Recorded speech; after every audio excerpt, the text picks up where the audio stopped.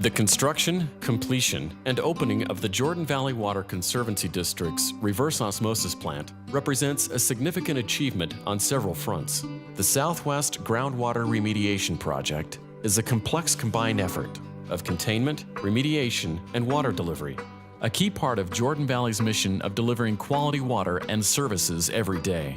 Because without water flow, there is no life or growth. And as the saying goes, you don't miss the water until your well runs dry. I think everybody appreciates that water is the lifeblood of our state of Utah. We're kind of an arid climate, so having water to accommodate growth, which is surely happening here in Utah, particularly here along the Wasatch Front, water is becoming a very significantly important commodity.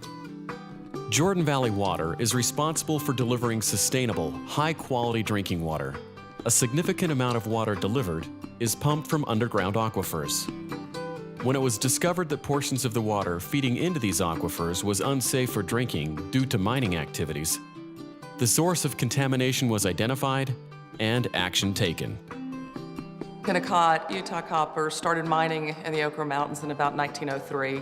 There had been mining going on for about 50 years prior to that in the Okra Mountains. And the practices that they did in years past were not like today, where you've got these triple line systems with high density polyethylene liners and leak detections and all the things that we know today are required to keep the aquifers below us and the groundwater safe.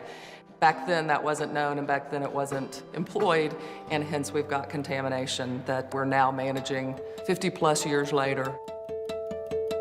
Kennecott, as a result of this project, agreed to and accomplished containing the contamination sources, which was a bigger project and more expensive than this project. Kennecott spent over $200 million containing the sources of contamination in the waste rock dumps and the Bingham Canyon Reservoir.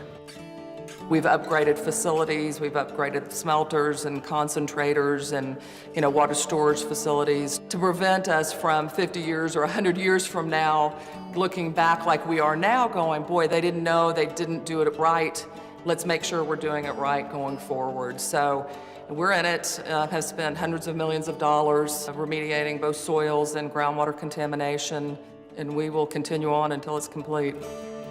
The main source of groundwater contamination from the legacy mining operations is sulfate. Sulfate is invisible, and at the concentrations found in this project, the water is unsafe for drinking. The impact of sulfate on people is that it has a laxative effect. To the sensitive parts of the population whose immune systems are weak, infants especially, and elderly people, it could be fatal. And so without this project, the sulfate would have continued moving through southwest Salt Lake Valley, could have continued moving northward through the center of the entire Salt Lake Valley. A critical part of the process would be to identify where the contamination zones in the aquifers were located. From the air, it looks like a feather or a plume. Two of these plumes developed, one emanating from the mouth of Bingham Canyon, another one from the western area of South Jordan City. But it's something on the order of 40 to 50 square miles of surface area that have been affected. Obviously, it's an aquifer, so it goes at depth, but the surface area expression of it is around 40 to 50 square miles in the southwest corner of the valley. The Zone B portion of the contamination plume is generally located between 3600 West and 13th West and between 8800 South and 110th South. The 7 wells have been strategically located to contain the plume and to remove the highest concentration of the plume. 5 wells are located along 13th West, the leading edge of the plume, and 2 wells located in the heart of the plume along 27th West. And those 2 wells will remove the bulk of the contamination. As the size and scope of the project came into focus, Jordan Valley needed to define what a successful outcome would look like, and more importantly, how to extract and treat the water to bring it back to meet Jordan Valley's benchmark delivery standards. Our concept was that 3 important public benefits could be achieved. First, the movement of the plumes and expansion had to be contained. Second, the the groundwater contamination needed to be actively cleaned up, and so it needed to be remediated. Third, even though the first two would take decades to accomplish, we could immediately produce high-quality drinking water for the public in the valley. With the how, when, and why questions of contamination answered, all efforts turned to implementing the solution for treatment. There are two sets of facilities in this overall Southwest Jordan Valley groundwater project. The western plume area, known as Zone A, is being treated by Kennecott. The finished water from Zone A all comes into Jordan Valley's system. While the Zone A treatment plant at Kennecott was being constructed, plans for Zone B, the Southwest Groundwater Treatment Plant, were underway. This plant is the centerpiece of the Zone B facilities. This plant is also unique because it's the largest inland reverse osmosis plant in the western United States. The main process that will be used to clean the contaminated groundwater is reverse osmosis. The treatment process will also include ultraviolet disinfection and cartridge filtration. The easiest way to explain reverse osmosis is that it's a membrane that has very, very small pores in it. Water molecules are extremely small, and the membrane allows the water to go through, the clean water. And the contaminants in the water have molecules that are bigger. The molecules for the contaminated part of the water can't go through the membrane, and therefore the clean water on the clean water side then is utilized for drinking water purposes. About 25% of the water is rejected by the membranes. That 25% contains virtually all of the dissolved solids. That water will then be conveyed through a 21-mile-long byproduct pipeline towards the Great Salt Lake and discharged into the Kennecott's tailings impoundment. Environmental impact has been a constant concern in designing and implementing the discharge of the byproduct water stream that contains the extracted minerals and salts.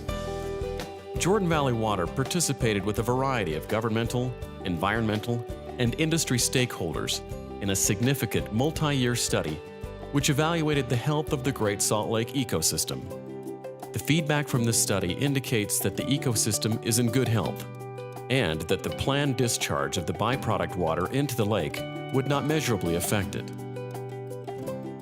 The fact that we can remediate this underground aquifer, 50 square miles of area which is moving and is becoming more polluted and will potentially contaminate other aquifers and wells, the fact that we can remediate this is a significantly important step forward. That process, I think, should be an example going forward to other big companies that you can save a lot of money, you can have goodwill with the communities surrounding you, the agencies that you're working with, the Jordan Valley Conservancy District, and everybody, and even the environmental groups we worked with. Accept it, move forward, and let's start on the right track of cleaning up. In the beginning, there was a lot of controversy. There were a lot of conflicts and a lot of disagreements about how to manage things, how to deal with things. Once we got to the point where we had resolved all of those controversies and all of the parties entered a settlement agreement, things actually went very well. All of the parties worked very closely together to ensure that the objectives of the consent agreement were accomplished. Probably 8,000 homes in Utah will benefit from taking non-drinkable water and making it so we can use it in our homes. This unique partnership, and I think the size of the plume, over 50 square miles, being the largest in North America, and an active pump and treat project caused the EPA official who signed the record of decision to say this is the most significant groundwater project in the country today. A lot of what happens with water is underground and you never see what's going on. But you can see those treatment plants and you can see the kind of technology that's going on in there.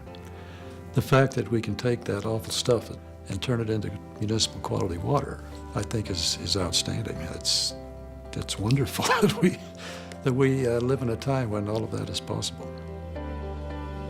The work and the cooperation and the expense and the commitment to maintaining a quality water for the use of the people in this valley, not only today but for years to come, is a wonderful thing.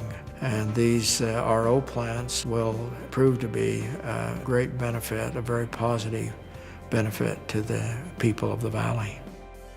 This is a perfect example of a private entity like Kennecott Copper working with the Jordan Valley Water Conservancy District and other public entities and working together in collaborative fashion with cooperation, saying we've got a problem with this underground water and what can we do to clean it up and make it usable. And it's a significant collaborative effort which is producing significantly positive results.